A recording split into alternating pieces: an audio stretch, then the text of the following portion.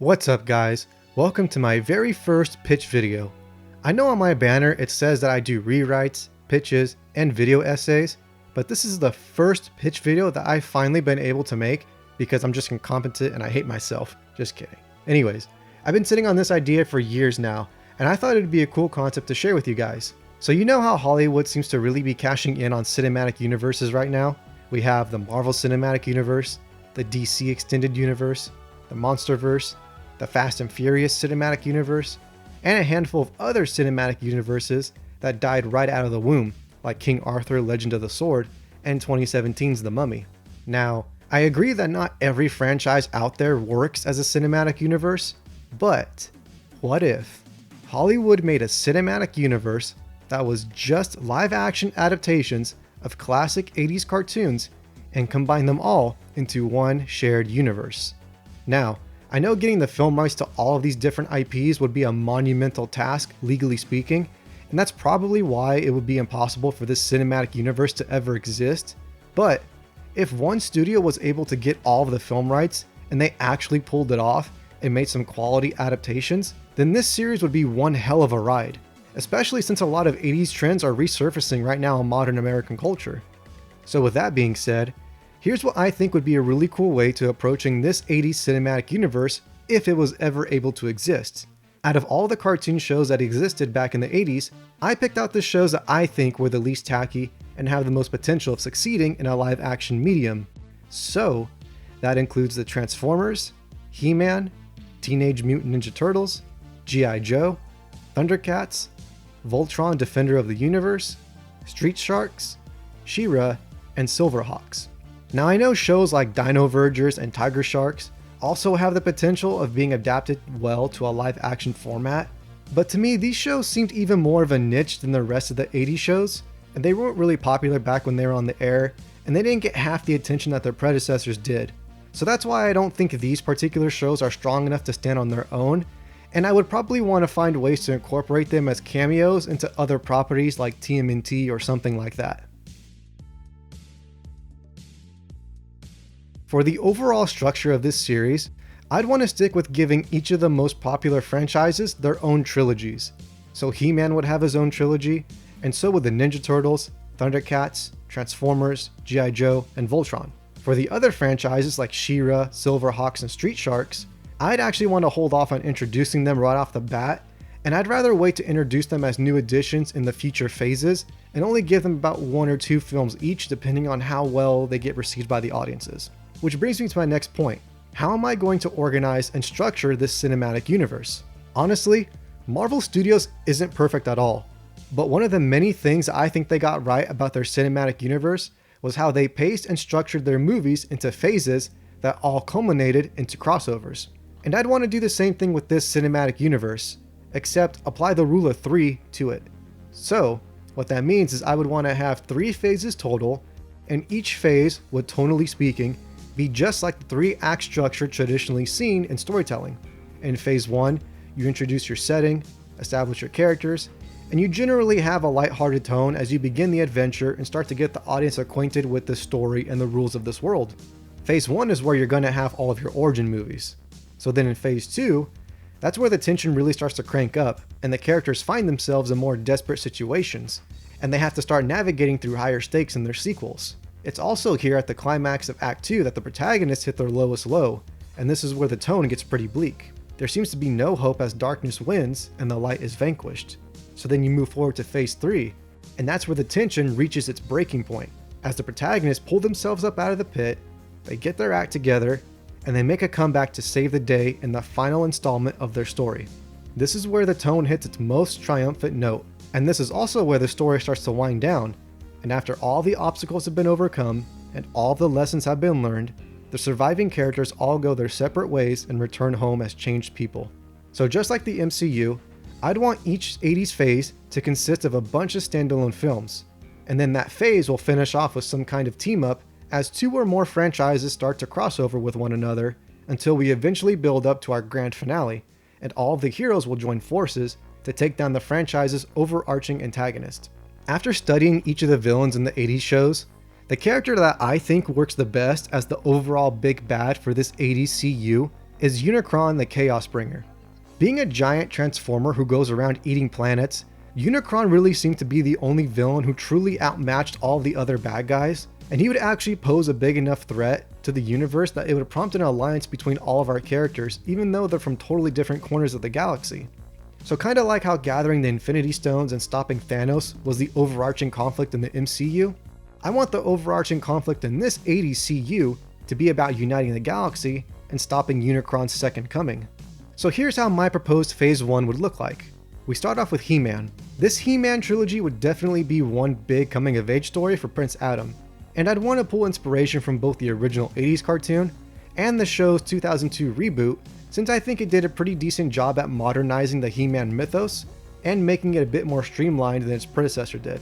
As far as the tone goes, I'd want this film to have the same tone as Star Wars Episode 4 A New Hope, where it's grand, epic, wondrous, mysterious, exciting, and endearing all at the same time. The second film, He-Man 2, would actually feature more of Skeletor, and we get to learn more about his backstory and delve deeper into the relationship between Adam, Teela, and Man-at-Arms. The second film would end with Skeletor successfully conquering Eternia, King Randor being slain, Prince Adam's identity as He-Man being exposed, and the surviving heroes being forced into hiding. In the wake of Skeletor's victory, the third and final film in the franchise would feature the re-emergence of King Hiss and the Snake Men as they fight Skeletor for control of Eternia.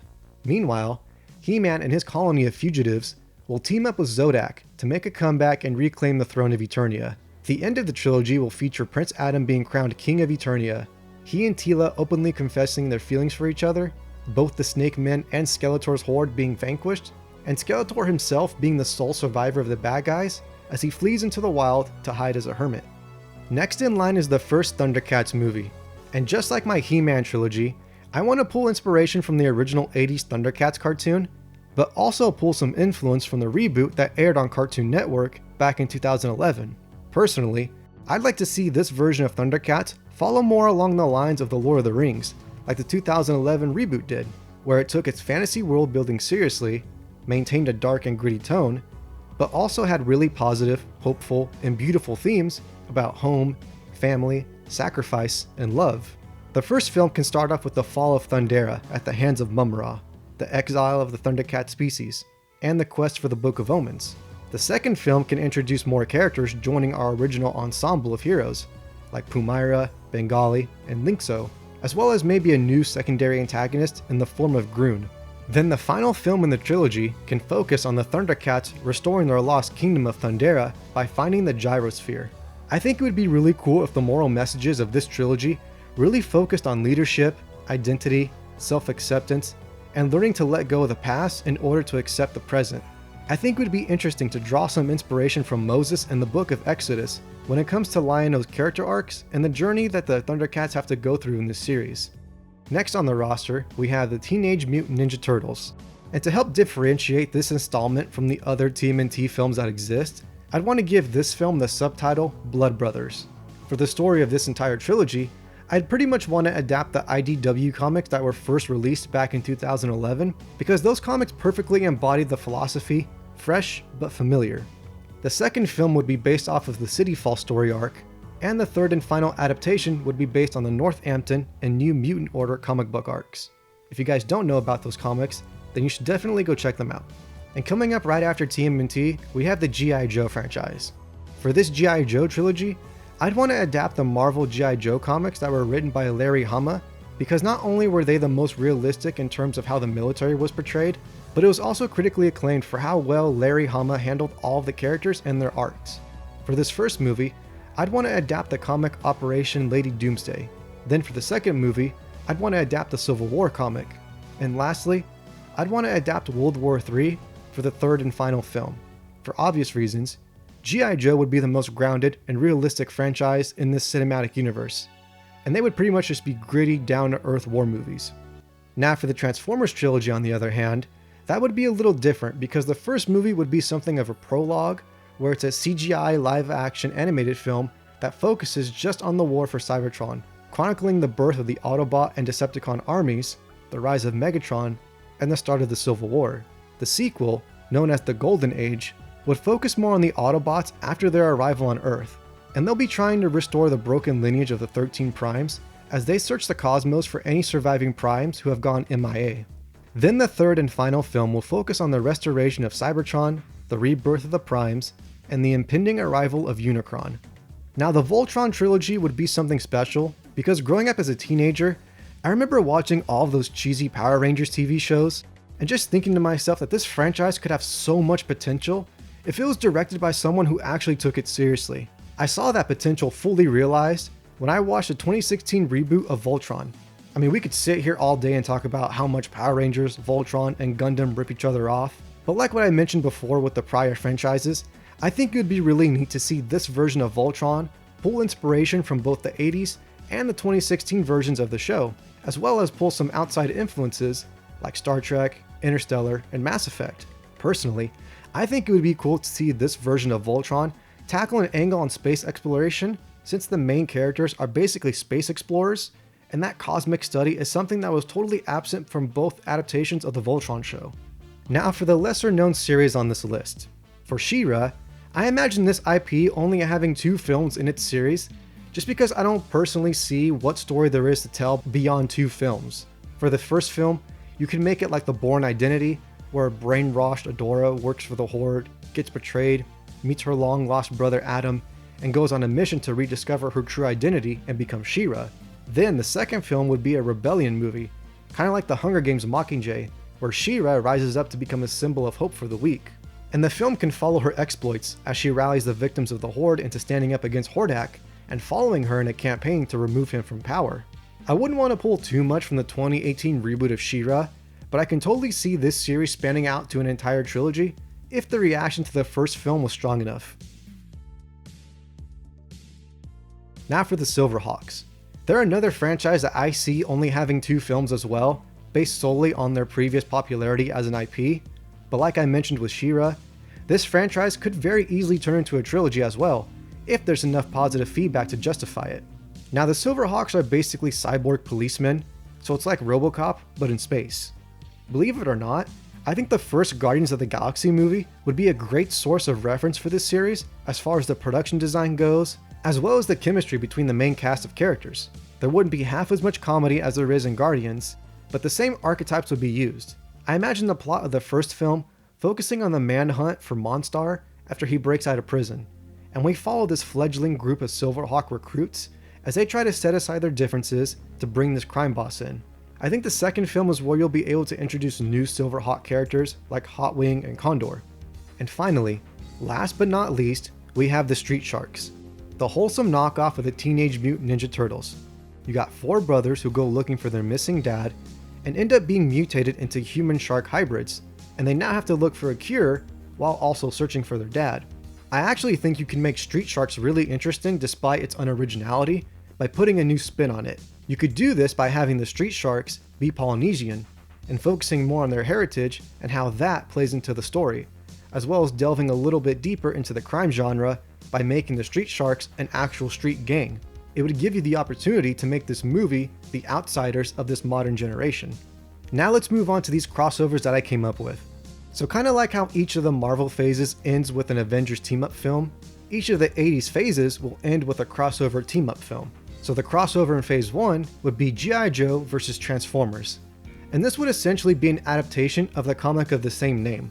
The premise would focus on the Transformers arriving to modern-day Earth as they try to escape the war on Cybertron. But Cobra gets their hands on the Transformers first, reprogramming half of them into being soldiers for Cobra, while the handful of Autobots that escape are forced to team up with the G.I. Joes to help rescue their friends and stop Cobra from taking over the world. The second crossover would come at the end of Phase 2, and that would feature He-Man meeting the Thundercats. This movie would take notes from the 2016 He-Man and the Thundercats comic by Lloyd Goldfine and Rob David. The premise of that story is that the planet's third Earth and Eternia come into contact with one another, and Mum-Ra comes to Eternia seeking a weapon to rival the Sword of Omens. So, he steals He-Man's power sword, and this leads to an alliance between the Thundercats and the Masters of the Universe. This crossover would take place after both He-Man 2 and Thundercats 2, where the protagonists of both of those worlds are at their lowest low and are looking for some motivation and encouragement. Now Phase 3 will be a little bit different in that it will feature not one crossover, but two. The first one being the Teenage Mutant Ninja Turtles meeting the Street Sharks, and the second one being the Silverhawks crossing over with Voltron. These two crossovers would lead up to the grand finale of the entire series, the final crossover that will serve as the climactic final chapter of the 80's CU, the Unicron Siege. This is where all of the heroes will finally meet each other and form an epic alliance to stop Unicron the Chaos Bringer from devouring their worlds. How this will work is that the He-Man, Voltron, Thundercats, She-Ra, and Silverhawk movies will all take place in the future, while the G.I. Joe, Transformers, TMNT, and Street Sharks movies will take place in the present. The heroes of the future will travel back in time to the past to warn the heroes of that era of Unicron's coming and what his endless hunger will do to their universe. I mean, honestly, tell me, it would not be epic to see Optimus Prime, Lion-O, She-Ra, Quicksilver, Duke, Leonardo, He-Man, Keith, and Ripster all standing side by side in front of a massive army of allies on a moon as they prepare to face down Unicron. Tell me that would not be one of the coolest and nerdiest things you've ever seen on screen. The Unicron Siege would be the Avengers endgame of this 80's CU. Now I know the other cinematic universes like the Dark Universe and the King Arthur universe went astray because they thought that they could write their characters like they were superheroes. And it was this misconception that led to their box office failures. So even though characters like He-Man, Lion-O, and the Ninja Turtles are technically superheroes, you wouldn't want to write their stories in the same way that you would tell the story for characters like Spider-Man, Wonder Woman, or the X-Men. So even though we're sticking with the fantasy kitchen sink genre for this 80's CU, I wouldn't want to cross the line and take these franchises into superhero territory. Sure, you can market the films and their merchandise the same way that you do with superhero movies, but you really need to make sure that you stay loyal to the source material and honor the ethos of each of these IPs. You want to keep things fresh but familiar. Introduce new ideas and shake up the status quo, but not at the cost of losing the identity of the franchise. Flesh out what makes each of these franchises unique. Really play with the Silverhawks being space cops, and you can maybe make some of the planets that they visit have a cyberpunk aesthetic to them. And kind of like Blade Runner and RoboCop, you can even have some of the themes be about humanity, individuality, and really look at both the pros and cons to advanced technology and even the justice system. Or you could challenge the Thundercats a little bit, and while still maintaining the science fantasy balance, you can maybe delve into dark fantasy, and with the Street Sharks, you can make it a teen crime movie like The Outsiders. Not to mention, with the Ninja Turtles, you have a really cool opportunity to explore more Japanese mythology and ninjutsu culture while still making the core of the story be about community and surrogate families. You could even make this rebooted version of TMNT be a kung fu action comedy like the classic Jackie Chan movies of old. So that's all I got for you guys today. This is basically what my version of the 80's CU would look like if the entertainment industry was ever given the chance to create such a wacky concept. If you want to see any of these movies that I mentioned get their own pitch video here on the channel, then go ahead and let me know in the comment section down below. And if you guys want to see more awesome rewrites from this channel, then go ahead and subscribe so that you can get notified when I drop a new video. Let me know what you all think of this pitch, and I will catch you guys next time.